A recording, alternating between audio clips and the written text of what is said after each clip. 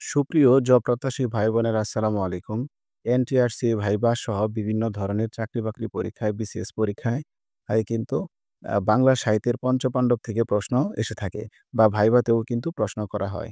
তো বাংলা সাহিত্যের পঞ্চপাণ্ডব বাংলা সাহিত্যের খুবই গুরুত্বপূর্ণ একটি পার্ট এবং বাংলা সাহিত্যের পঞ্চপাণ্ডব আসলে কাদেরকে বলে?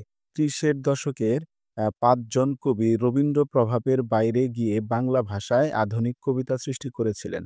তাদেরকে বাংলা সাহিত্যের পঞ্চপাণ্ডব, আ ৩০ কবি বা কল্লোলের কবি বলা হয়ে থাকে। তো এই ৫ জন পঞ্চপাণ্ডব হচ্ছে অমিয় চক্রবর্তী, বুদ্ধদেব বসু, জীবনানন্দ দাশ, বিষ্ণু দে, সুধীন্দ্রনাথ দত্ত।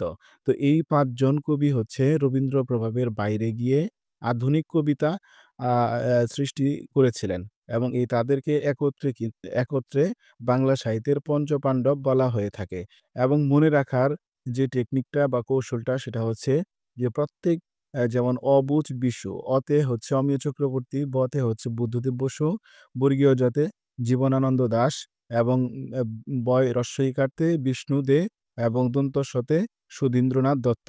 তাহলে মনে রাখার কৌশলটা কি? অবুঝ বিশু, অবুঝ বিশু, অবুঝ বিশু অর্থাৎ আ অ অমিয় চক্রবর্তী, বুদ্ধদেব বসু, জীবনানন্দ দাশ, বিষ্ণু দে, সুধীন্দ্রনাথ দত্ত। তো বাংলা সাহিত্যে এই ছিল ৫ জন পঞ্চপাণ্ডব। ধন্যবাদ সবাইকে। আসসালামু আলাইকুম।